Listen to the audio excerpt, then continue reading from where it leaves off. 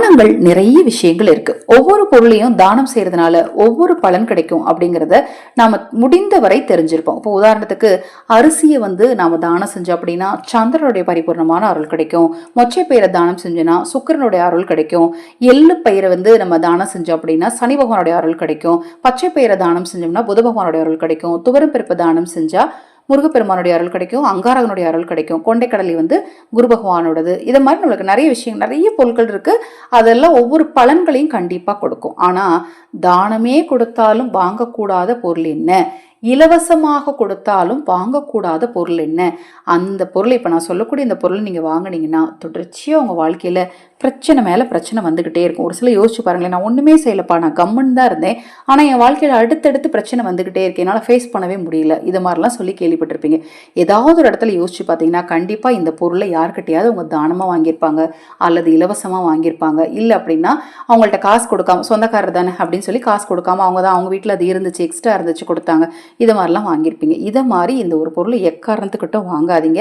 கண்டிப்பாக அதனால் நிறைய சிக்கல்கள் வருங்க. அது என்ன பொருள் அப்படிங்கிறத இந்த பதிவில் தெரிஞ்சுக்கலாம். நம்ம சேனலில் நான் போடக்கூடிய பதிவுகளில் உங்களுக்கு சந்தேகம் இருந்தாலும் அக்ஷய பாத்திரம் உணவளிக்கும் திட்டத்தின் மூலம் ஆதரவற்றவர்களுக்கு உணவளிக்க விரும்பினாலும், உங்கள் தனிப்பட்ட பிரச்சனைகளுக்கு பிரத்யேகமாக பரிகாரங்கள் அல்லது ஆலோசனைகள் தெரிந்து கொள்ள விரும்பினாலும் 9344692042 இந்த வாட்ஸ்அப் எண்ணிற்கு தொடர்பு கொள்ளுங்க. அப்படி என்னங்க வாங்கக்கூடாத ஒரு பொருள் அப்படின்னு பார்த்தீங்கன்னா, இரும்பு சம்பந்தமான பொருளை சனிக்கிழமைகளில் வாங்கக்கூடாது. அதை போல காலணிகள், செருப்பு. இப்போ உங்கள் சொந்தக்கார் வீட்லேயே யார் வீட்லையாவது 5ஆம் நம்பர் செருப்பு வாங்கினா உங்கள் 4ஆம் நம்பர் செருப்பு வாங்கிட்டாங்க தெரியாமல், சரி அது எனக்கு பத்தாது, உங்கள் வீட்டில் இருக்கவங்க யாராவது போட்டுக்கோங்க அப்படின்னு கொடுத்தாங்கன்னா அதை வாங்கக்கூடாது. அப்போ நீங்களே சொல்கிறீங்க இல்லையா, செருப்பை தானமாக கொடுங்க நல்லது நடக்கும் அப்படின்னு சொல்கிறீங்க இல்லையா.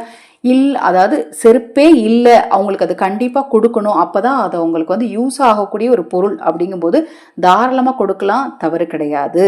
அது மாதிரி நிறைய விஷயங்கள் சொல்கிறோம். சனி பகவானோட இருக்கக்கூடிய பிரச்சனைகள் தீரணும்னா கண்டிப்பாக செருப்பு தானம் சொல்லுங்கள். நானே நிறைய பதிவில் நான் சொல்லியிருக்கேன். செருப்பு நம்ம தானம் கொடுக்கலாம். யாருக்கு கொடுக்கலாம்?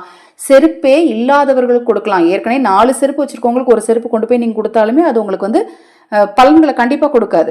அதை போல் செருப்பு நீங்கள் ஏற்கனவே 4 செருப்பு வச்சுருப்பீங்க, அவங்க கொடுக்குறாங்க அப்படின்னா அதை நீங்கள் வாங்கி வச்சுக்க கூடாது. அது யாருக்கு இல்லையோ அவர்களிடத்தில் மட்டுமே தான் போய் சேர வேண்டும். இந்த இரும்பு பொருளாகட்டும் காலணிகளாகட்டும், இரும்பு பொருளையும் காலணியும் கூடுமான வரைக்கும் இல்லை, கண்டிப்பாகவே சனிக்கிழமையில தானம் வாங்காதீங்க. மற்ற தினங்களுமே தானம் வாங்குறத தவிர்த்துடுங்க.